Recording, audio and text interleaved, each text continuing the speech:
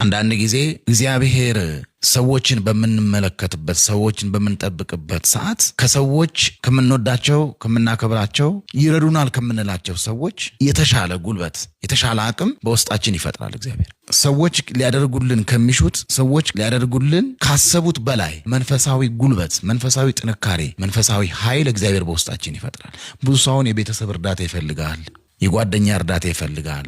ሰዎች ካለንበት ህይወት ከሐዘን፣ ከጭንቀት፣ ከበሽታ በገንዘብ በሰው ኃይል በቤተሰብ የምንድን እየመሰለን ወይ ደግሞ የደስታን ህይወት ከሰዎች የምናገኝ እየመሰለን ብዙ ሰዎች ከሰዎች ሰላማቸውን ይፈልጋሉ፣ ጤናቸውን ይፈልጋሉ፣ እርካታቸውን ይፈልጋሉ፣ እርዳታን ይፈልጋሉ፣ መንፈሳዊ ወኔን ጉልበትን ይፈልጋሉ ከሰው። እርሱ አይደለም እግዚአብሔር ከኛ የሚፈልገው። እግዚአብሔር የሚፈልገው ከሰው የምንፈልገው አለ አይደል? ከሰው የምንፈልገው እኛ ውስጥ እንዲኖር ነው የሚያደርገው። ሰላማችን እኛ ጋር እንዲኖር፣ ፍቅራችን ራሳችን ጋር እንዲኖር፣ መንፈሳዊ ጉልበት በውስጣችን እንዲኖር፣ ብርቱዎች እንድንሆን፣ ኃያላን እንድንሆን እግዚአብሔር በውስጣችን መስራት ይጀምራል።